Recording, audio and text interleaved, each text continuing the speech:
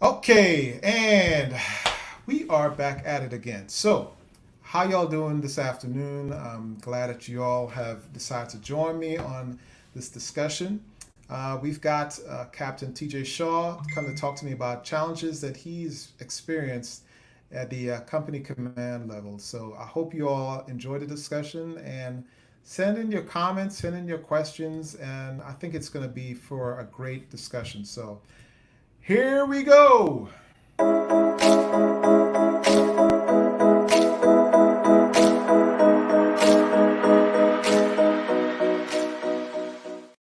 And without further ado, let's join Captain Shaw.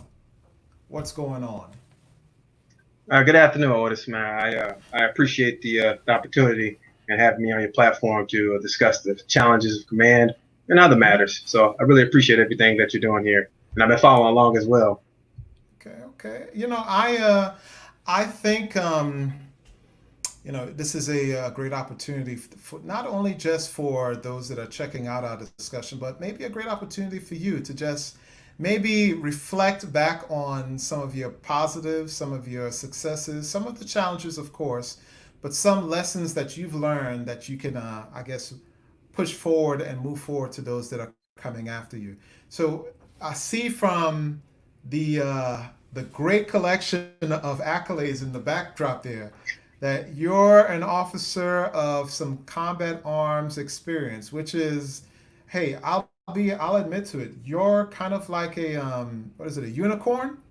Yeah, You know the terminology unicorn. yes. You're an African American Army officer, and more than anything, you're an officer who has a good experience in combat arms, who I'm sure could offer some really good lessons, some really good messages, and some things that people could enjoy and embrace. But before we go into all of that, who are you? Who's Captain Travis J. Shaw? Who is that person I'm talking to right now? What are you all about?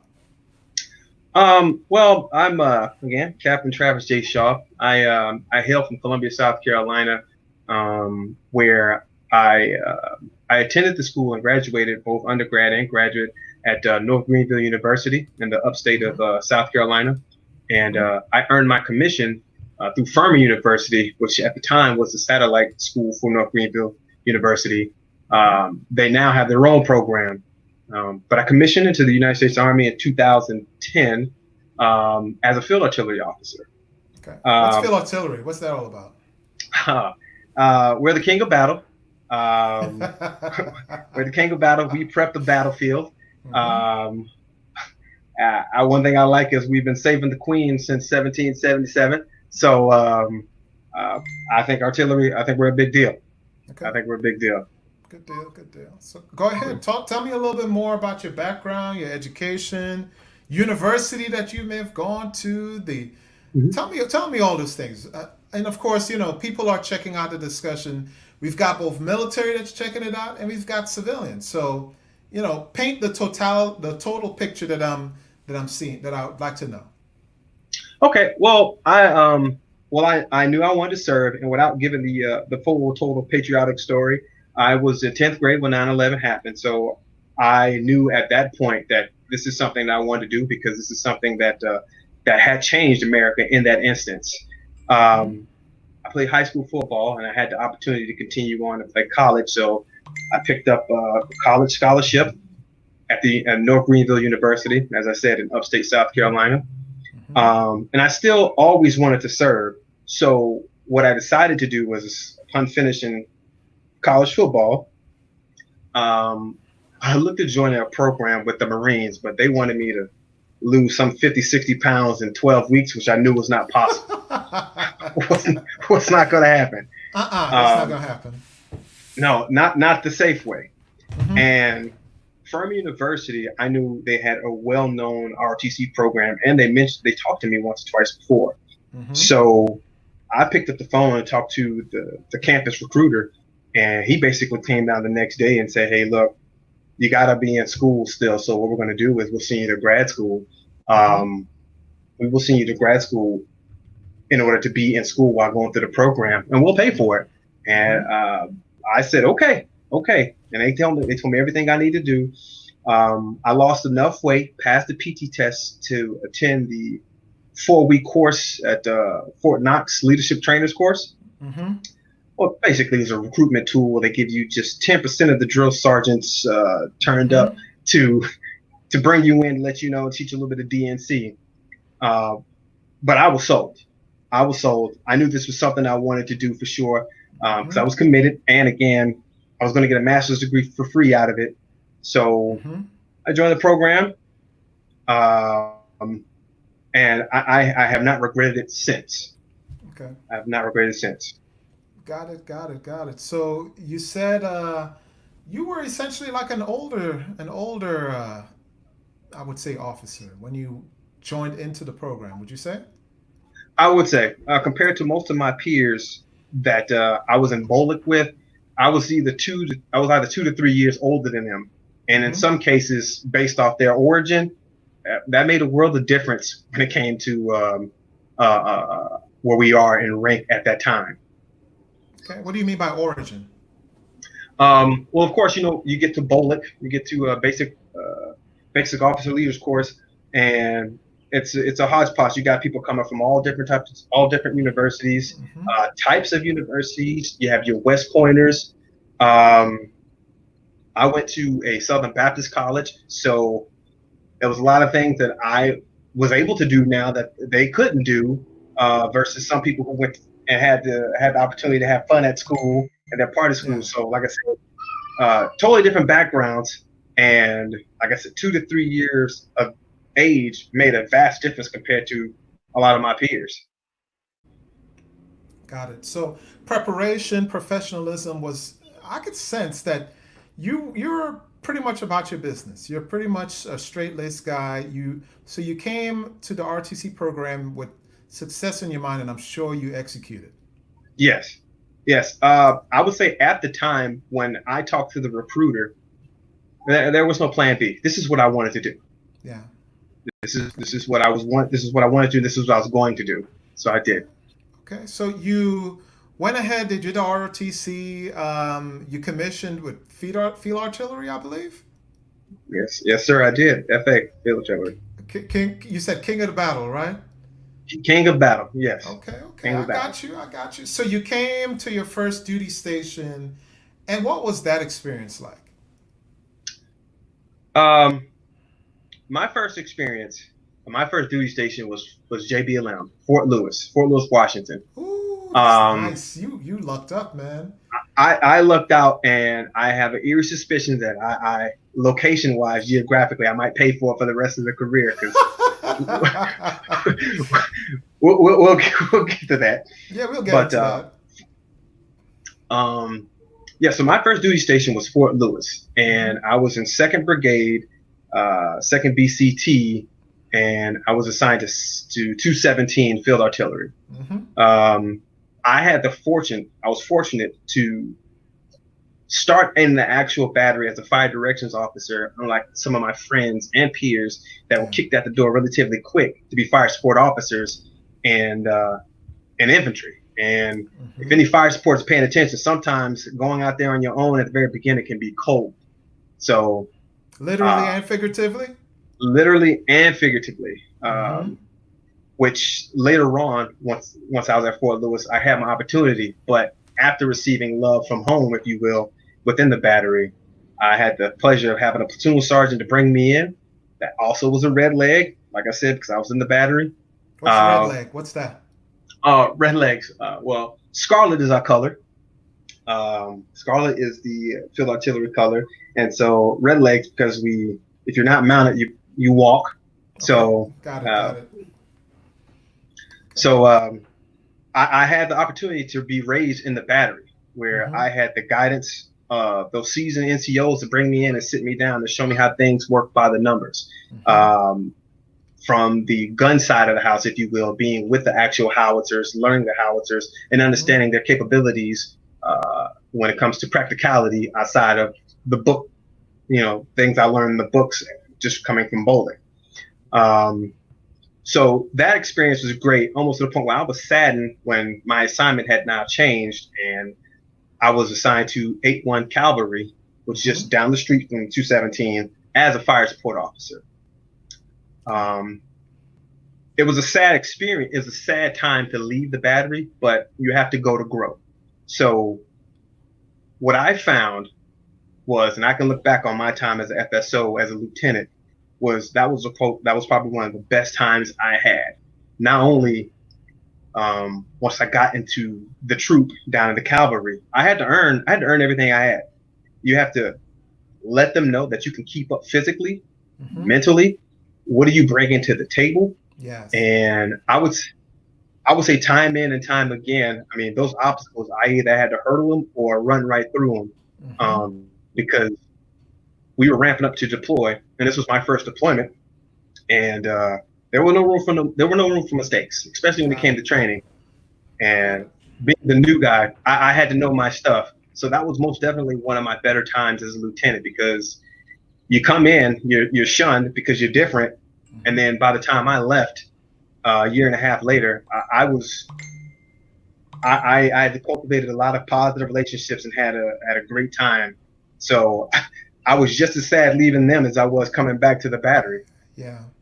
Well, more than anything, I would say you coming in as a professional, as a sponge who wanted to learn from leaders who've been, in the fight for not literally the fight, but figuratively the fight. They've got all the knowledge, they've got all of the experience, and you came in, and I'm sure you were a little bit apprehensive in the beginning, but that sort of apprehension kind of flipped where I didn't want to leave because I loved and appreciated what I got at that time. So that's a natural thing, that's a human thing, and that's more than anything, that's reflective of maturity. And you've kind of lucked up where your maturity when you came in allowed you to be successful when you were learning. And it's your maturity now that's, allowed you to even think, hey, you've got to go to grow. And that's a line that kind of stuck out to me that you just said. But okay, so you moved from your time there. What did you go to next? After leaving the Cavalry, A1 Cav, I reported back to 217 where I had to take my turn at staff. I took my turn at staff, so I sat in staff for maybe a little over a year before I actually earned my P status for captain and came up on orders to go to captain's career course. Nice. And so what I learned is every position, every job, clearly you're there for a purpose, you're there for a reason. And I got to see the inner workings of a plan from the commander's mouth to execution on the ground, where even though I was just lieutenant on staff, I was a part of those planning processes, which really opened my eyes because, again, you only know what you know. So after that, I had a newfound appreciation for staff because everyone dreaded staff. Everyone looked at, coming off the line, you were a warrior. Now you're a pencil pusher, you're a PowerPoint maker. No, I didn't look at it that way, especially after I got that time on staff, after I had that time on staff. Yeah, what's interesting? People could have their, I guess, perceptions of how a person should be or whatever, based on maybe their past experiences. Maybe that's the way how they were taught. But you have kind of wanted to mold your legacy as far as what your position is, especially coming in as a new staff member. And that's something that I think other officers, other managers, other up-and-coming staff personnel in whatever job line or work that you're in, they should want to create their legacy versus fitting into a legacy that others had before. And so I would think now, so is this where you deployed? Like you deployed as a staff officer with that unit, or how did that go? No, I deployed as an actual fire support officer with the Cavalry. We did a 9-month deployment to Afghanistan, and upon those 9 months, we got back, and that's pretty much when the officer slate got reshuffled, and everyone got their new assignments, and that's when I had to report back to 217 to work on staff. But that was, like I said, it was a good experience. I was in charge of planning and running the battalion support with Warrior Forge, which was the last time Warrior Forge was held at Fort Lewis in 2013. Yeah. Oh man, I So, missed that place, yeah, man. so, Had a great time there. So tell me how did that experience shape your preparation to be in command? well, what I learned was uh, to open my aperture. Whereas I only had to worry about necessarily one or two things as an FSO or a platoon leader or an FDO. When they put me on staff to execute this task of running uh, Warrior Forge, it opened up my aperture. I had to worry about a lot of things. Mm-hmm. I had to make sure scheduling, time management. Mm-hmm. Um, hey, six lanes. If you've gone through Warrior Forge or Advanced Camp or anything like it, you understand those things have to start on time. They don't start on Correct. time here. Something else fails on the back end. So what I learned from that was most definitely time management. Mm-hmm. Time management, and again to open my aperture. Okay, understand you are not the only piece of the puzzle. You are not the only show in town. You are in fact a part of something bigger. Mm-hmm. So that's Okay. most definitely what I pulled away from my time on staff. Hey, I appreciate the branding shout out with the aperture word a few times. If you notice, that's that's just ironically my business name. So I appreciate the branding shout out, by the way. But No problem. on a serious note, you know, with company command, there's a lot of things that you've got to be almost a conductor of many sections of an entire large band. You've got to know how every job goes. You've got to synchronize all the different things. You've got to make sure that you know how things are to be happening. And you've got to make sure to keep your boss happy at the same time. So, can you tell me about experiences that you may have gone through, some challenges that you had during, I guess, during your company command time? Um, my very first command, I was a battery commander in 3-6 Field Artillery at 10th Mountain of a M777 howitzer artillery unit. Mm-hmm. Um, and being the 777 battery commander within BCT, you are the only one of your kind. Um, Within the actual battalion, there are two other batteries that have the same piece of machinery, piece of Mm-hmm. weaponry, and of course you have the other infantry units and engineers. But the howitzer, the M777, is the only one of its kind. So, being in charge of those specific pacing items, it's a big deal. It's a big deal. So, one of the challenges that I faced, and many before me, and hopefully not many after me, faced was maintenance. Okay, Mm. maintenance, especially of a pacing item. So Mm-hmm. pacing item goes down, you immediately have to let your commander know so he can let the commander know, and Mm-hmm. so on up the chain. And being stationed here at Fort Drum, the temperature gets rigidly cold and sometimes dangerously cold. Mm-hmm. The weaponry that I was in charge of was quite dated. So it didn't take much for a howitzer to break.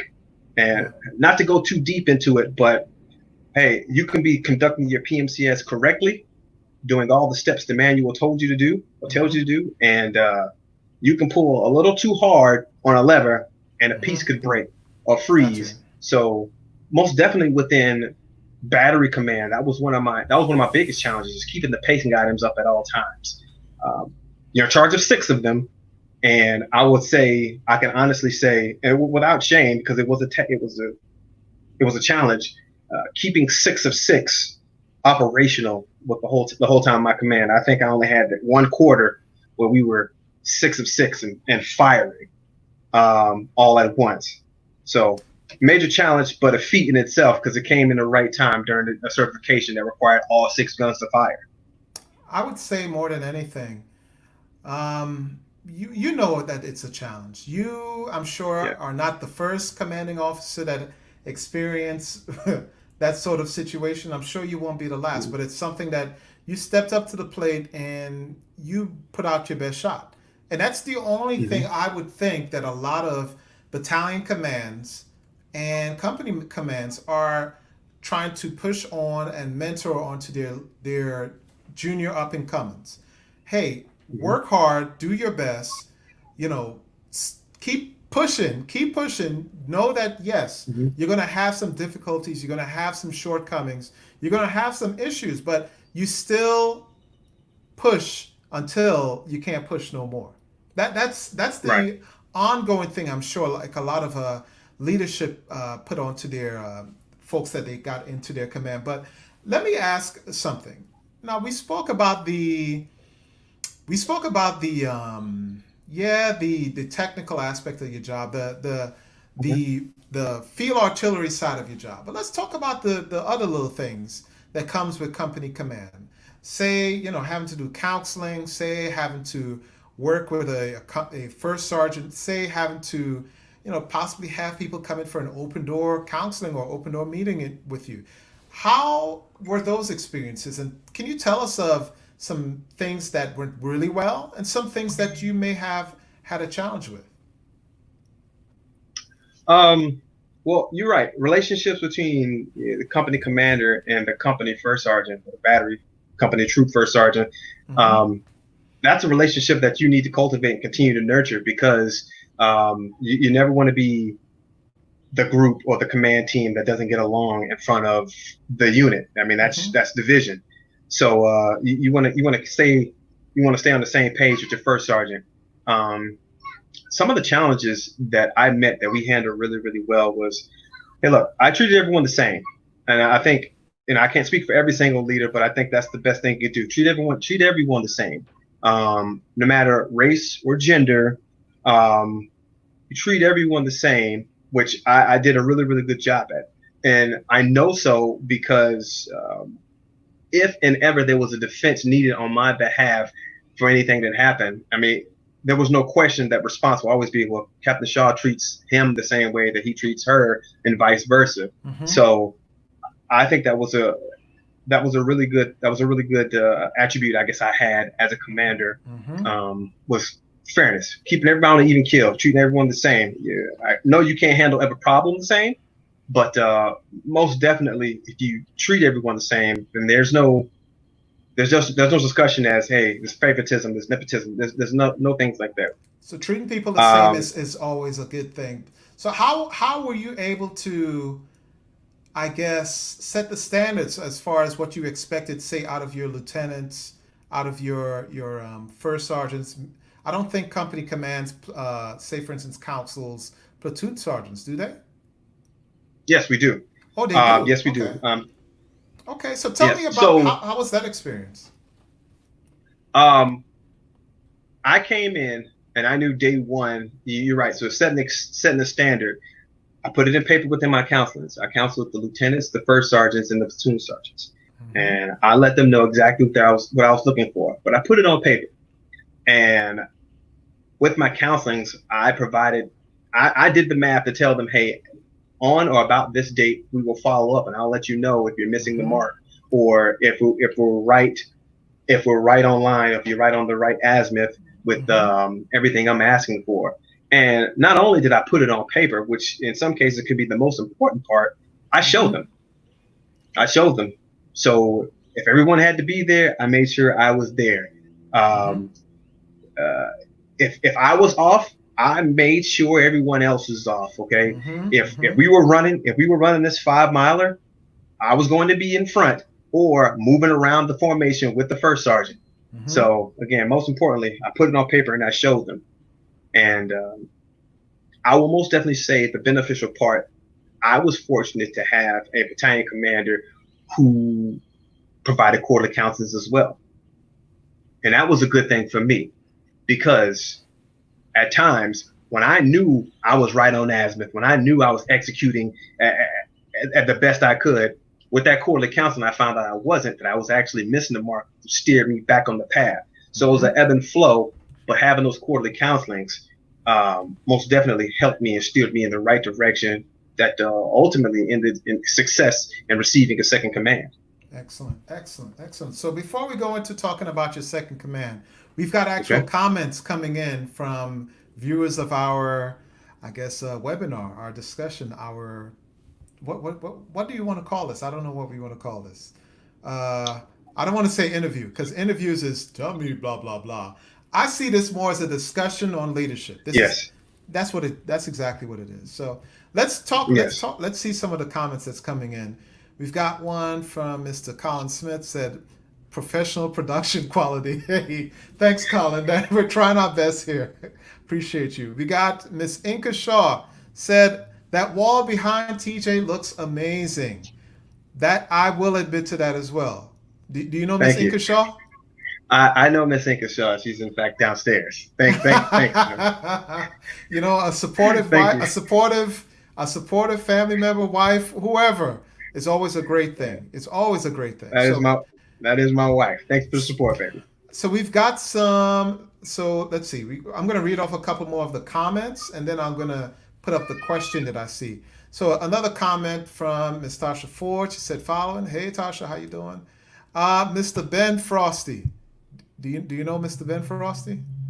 I know Mr. Ben Frosty. Yes. Okay. He said, please talk about your experiences in fire support. Didn't we talk about that in the beginning, or no?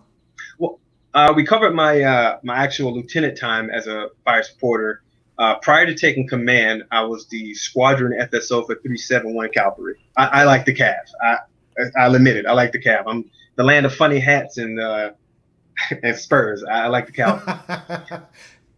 Okay, well, Um, I guess talk to us about. I'm thinking that Mr. Frosty may have had the same experiences with you or shared some time there. Talk about those good times. I'm sure people love to hear about it. um, Fire support planning, most definitely at the squadron battalion level, um, is of course slightly different because now you are totally in line with the MDMP process, or you should be, as the staff comes up with their maneuver plan. You're not just sitting in a corner waiting for them to tell you what the maneuver plan is and you map your fire support plan down on it. No, you need to be synced with the S2 in intelligence because intel feeds your fire support planning. As well as, of course, you need to be in line with your actual S3 as he's planning the maneuver to understand where the fires can go, how far off, and how close they can be. You Planning know for the what? cavalry can be slightly You know what? Guess what? what what Just me asking that question and you're spitting out a lot of technical stuff that's going over my head, and I'm sure it may have gone over okay. others. Here's the thing. I want to give you a compliment. I think Okay. how, it was something that's confusing, but it's something that I am still able to kind of understand as a total newbie to this. That shows Hmm. that you really understood your job. And that's a reflection on, I'm sure, the hard work that you put in. So I just want to give you your props in that first and foremost. Thank you very much. Um, like I said, it's most definitely different planning at the battalion level, Mm-hmm. but I will say this for I believe any job that you are raised and groomed in, it, having the core competencies, having the fundamentals Mm-hmm. makes the job somewhat easier. Yes. Because what I've noticed from basic officer leaders course to captain's career course and sitting in and planning, uh, sticking to the basics. Some people like to go with the acronym KISS, keep it simple. Well, Mm-hmm. keeping it simple can keep lives, can keep people alive, and Yes. also 100% make your job extremely easy. So I didn't come up with fancier products. I use the products I got in the schoolhouse that got the point across. I didn't Mm-hmm. put too many graphics on it. I wanted my squadron commander, who probably had no idea about fires. I made products to where he could look at it and read and get all the necessary information to understand that, okay, this is the plan, this is this Mm-hmm. target, and this is why we have this target. Okay. So we got some more. We got some more comments coming in. We got one from Mr. Roger Pringle. What's going on, Pringle? That's my frat brother as well. He said, I tell drives, fires, drives, maneuvers. Okay. I don't know what that means, but what does that mean I to me? I I, I think he meant Intel drives fires maneuvers. There There you we go. go. And There there, we go. There there we we go. go. So we've got another question from Mr. Frosty, and we've got one from Mr. Chris Spence. But I'm going to hold off on those questions as of right now. So I know we spoke about a little bit regarding the counseling and how it may have helped you during your company command time.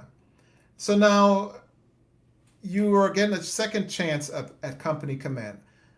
Yes. Is that a normal thing? Is that a rare thing? How does that normally go? Um, it's not as normal and it's not as rare. I think it most definitely speaks to your ability to train a unit if you earn a second opportunity to be in charge of another group. Excellent.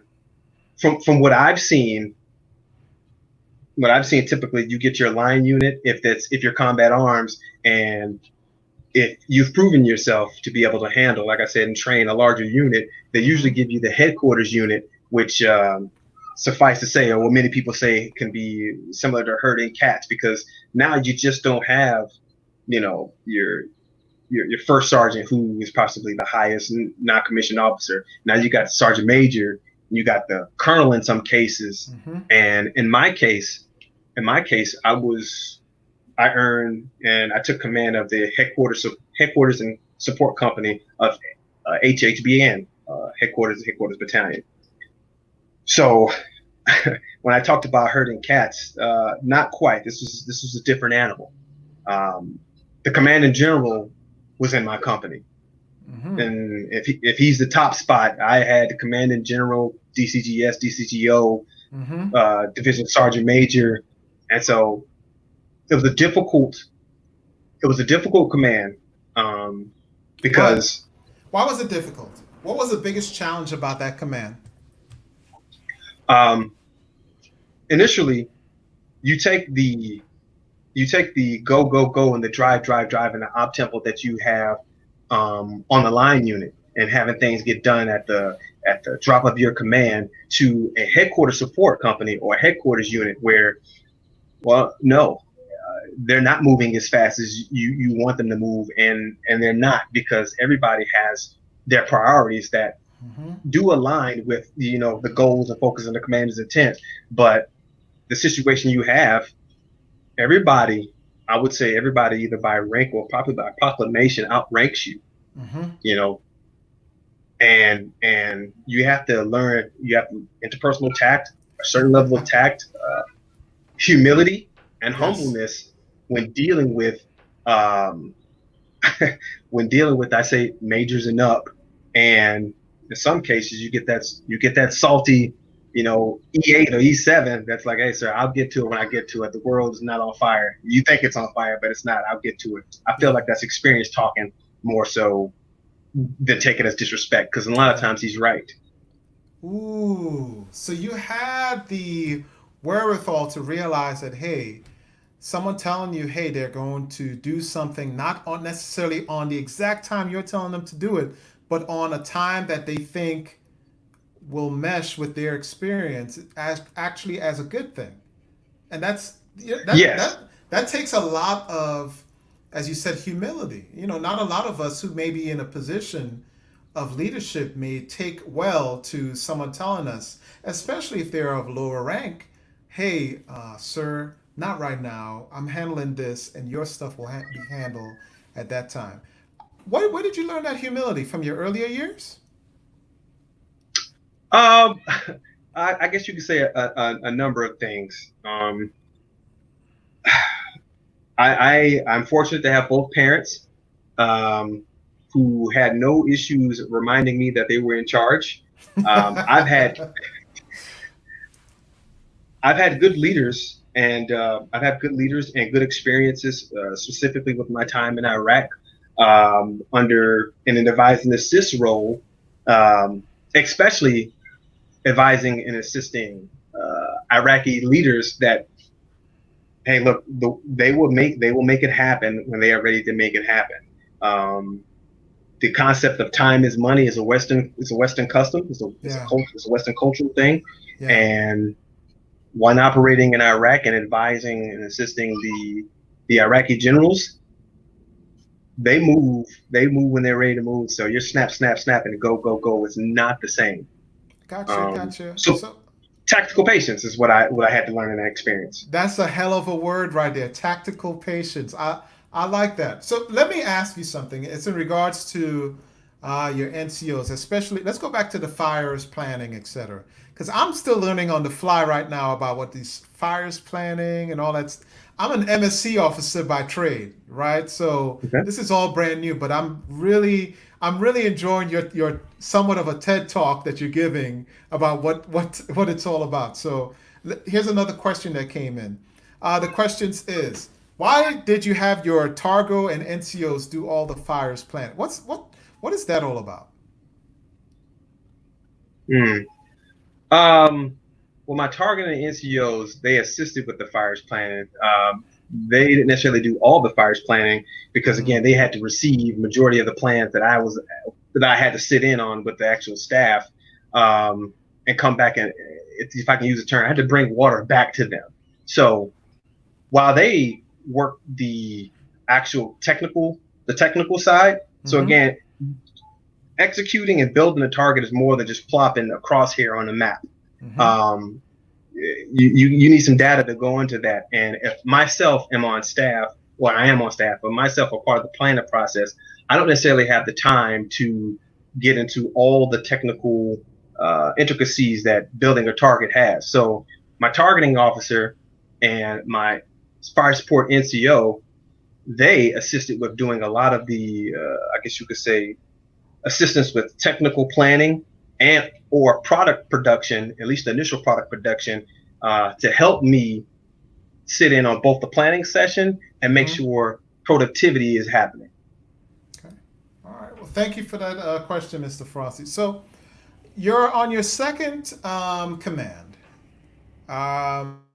Was it as fun? Was it as challenging as the first one? Was it better? Was it worse? Well, how was it? It was better. It was better, all because it was a learning experience. Look, Mm-hmm. I have a very, very direct leadership style, almost to the point where some may seem that it's a bit crass and it's hard to handle. And I knew coming out of my first command and some comments made by the battalion commander on his notes out to, safeguard my reputation and learn to play well with others. Mm-hmm. Moving into this command, I feel like was a gift, from God, because if I went in with the hard charging, direct talk, knife hand to make things happen, I was Mm-hmm. going to fail. I was going to fail. Um, if I can say it this way, at times my edges can be extremely rigid and sharp, and I needed a way, or I needed an experience to help me smooth out those edges that I think that should carry me along in the rest of my career. Because again, if I don't play well with others, I'm 100% sure the rest of my career is going to be difficult. I don't want to crash and burn because I'm Mm-hmm. not a team player. Okay. So regarding being a team player, and you said you're a very direct leadership style. You learned that also from your parents. You learned that from your military experience. How was that? I almost have to take that away from my father. Mm-hmm. Reason being because when he told you to do something, there was no ambiguity to it. He told you exactly what it is and what he wanted to see. And Mm-hmm. some may argue with this, but hey, I feel like no matter how far, how hard you run, sometimes eventually you'll kind of start to transition to what your parents were, or at least living out some of those things they taught you. Okay. Okay. Okay. Um, so thank you. So most definitely, I'm looking at this opportunity, and I had to make sure I kind of reworked my leadership style. And again, if you say soften up the edges, because again, if I didn't, I was going to crash and burn. Got it. Got it. Got it. So you said you softened up the edges. You kind of learned to be a speaker of multiple people's motivational languages. Would you say that you learn Yes. how to work with different audiences? Different audiences got different ways of approaching them. So that's a good thing.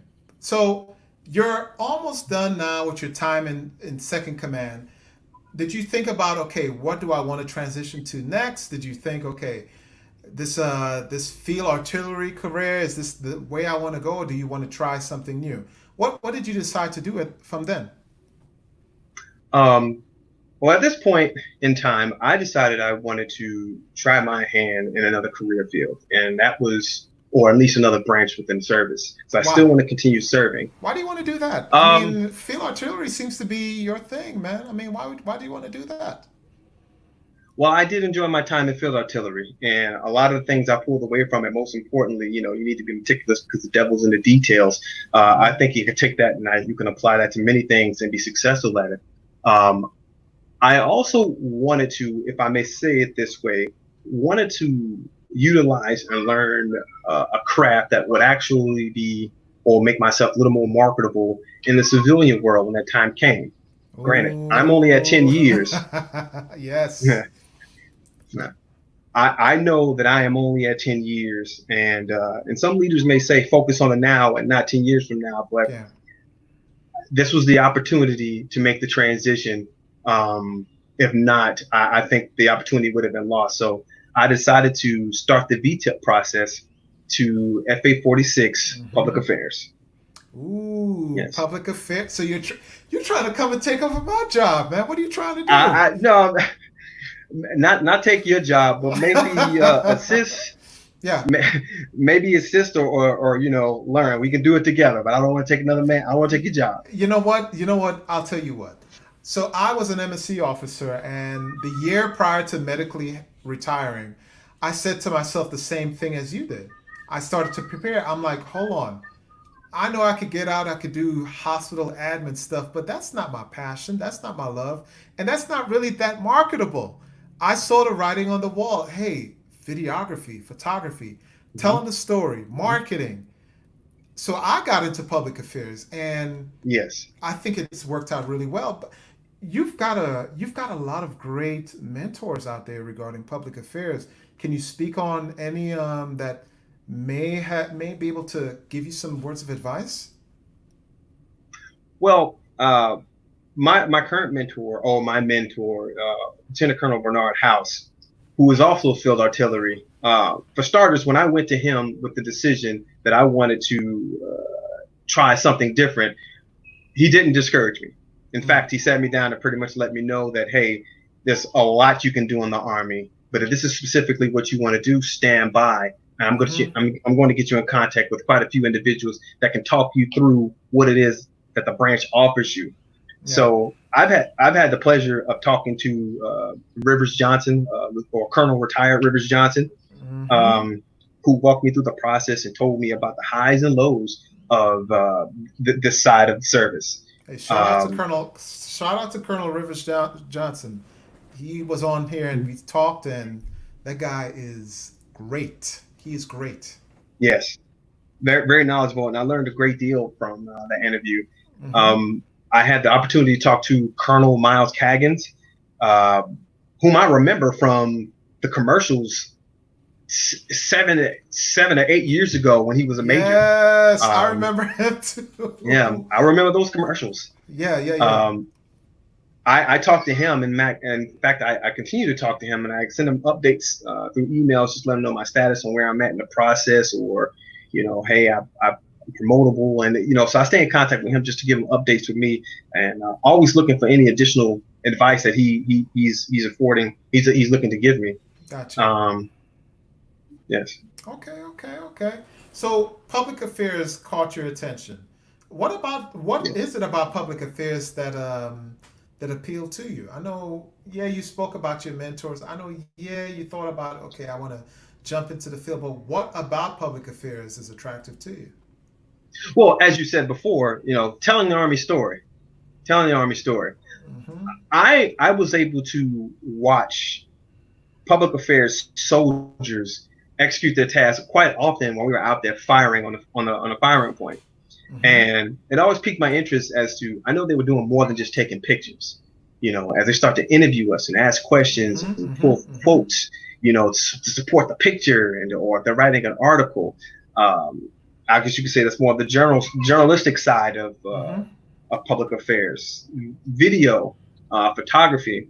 Again, all those things that I felt that I could lend my capabilities to and best fit my personality when I Mm-hmm. don't have to be Mr. Direct, Mm-hmm. all the time. So I thought public affairs most definitely suited not only my personality, but also I want to be a part of telling the story. I wanted to be a part of being the Army storyteller and having the experience as field artillery. If ever I had to cover a story involving field artillery, I mean, not only will I volunteer, but I think I could sell it better than, Yeah, than anybody. That's what I believe. I got you. So, what are some of the skill sets you think you need to have in order to flourish in this new potential career field that you may be going into? Well, most definitely communicational skills. Hmm. I know off top, you need to be able to you need to be able to articulate and understand clearly commander's intent, so you don't miss the mark on that. Hmm. Being able to write is not just a public affairs thing. I also understand that as you move into the field grade status or to survive as an officer, you need to be able to write. Um, and Hmm. as Colonel Rivers Johnson quoted, you need to, read, write, and publish. And he's absolutely right. So I think those you being public affairs can, I'm sure, attest to it. Being able to communicate specifically orally and writing are major components to survival. Yeah, I would probably jump in and join in and say being able to capture the emotion of the moment and paint it vividly Yes. with words or graphics or video is a heck of a thing. But ultimately, public affairs is to be used as a recruiting tool. You're bringing in the Yes. future soldier. You're teaching America about what services that we provide. You're teaching America about how we're doing such a great service for not only for our freedoms but for many other places such as that. So I know you said okay, so you went from your time through as a field artillery junior officer, company leadership twice. Now you're thinking about going into the public affairs field. You've spoken to a lot of mentors who are guiding you in the right way. You've got your goals and aspirations. What are some of these, I guess, goals that you've got long term for the military? My long-term goals for the military. I'm promotable now to major. I look forward to making the transition, of course, as smoothly as possible, but to learn and absorb all I can as I grow now as a field grade officer. Um,